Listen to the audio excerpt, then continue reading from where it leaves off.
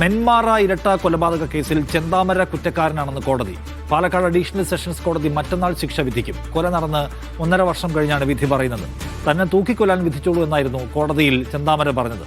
2025 ജനുവരി 27 അയൽവാസികളായ സുധാകരനെയും അമ്മ ലക്ഷ്മിയെയും ചെന്താമര വെട്ടിക്കൊന്നത്. ചെന്താമരയെ തൂക്കിക്കൊല്ലണമെന്ന് കൊല്ലപ്പെട്ട സുധാകരന്റെയും സജിതയുടെയും മക്കൾ ഞങ്ങൾ ഇപ്പോഴും പേടിച്ചാണ് കഴിയുന്നതെന്നും മക്കൾ പറഞ്ഞു. ഞങ്ങൾക്കും ഞങ്ങളുടെ അച്ഛനും എല്ലാവരും പോയി. അയാൾക്ക് തക്കതായിട്ടുള്ള ശിക്ഷ തന്നെ അയാൾക്ക് കൊടുക്കണമെന്നാണ് പറയുന്നത്. അയാളുടെ മറുപടി കേട്ട് പേടി തോന്നുന്നുണ്ടോ?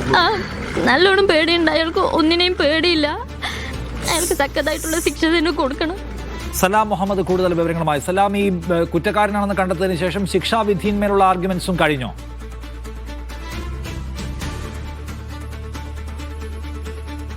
നിഷാദ്, വരുന്ന 15-ാം തീയതിയാണ് ശിക്ഷാവിധിയിൽ വാദം കേൾക്കുക. ഒരുപക്ഷെ അന്ന് തന്നെ ശിക്ഷ വിധിക്കും എന്നുള്ളത് കൂടിയാണ് അറിയിച്ചുള്ളത്. പ്രതിഭാഗം അഭിഭാഷകൻ പറയുന്നത് തെളിവുകളുടെ ഒന്നും പരിഗണിക്കാതെയാണ് കോടതിയുടെ വിധി ഉണ്ടായത്. മാധ്യമ വാർത്തകൾ പരിഗണിച്ചുകൊണ്ട് മാത്രമാണ്, അല്ലെങ്കിൽ മാധ്യമ വാർത്തകൾ വിധിയെ സ്വാധീനിച്ചു എന്നുള്ളതാണ് പ്രതിഭാഗത്തിന്റെ വാദം. ആ ശിക്ഷാവിധിയിൽ കൂടി ഇനി വാദം കേൾക്കും. അതിനുശേഷമായിരിക്കും വിധി ഉണ്ടാവുക. ഇപ്പോൾ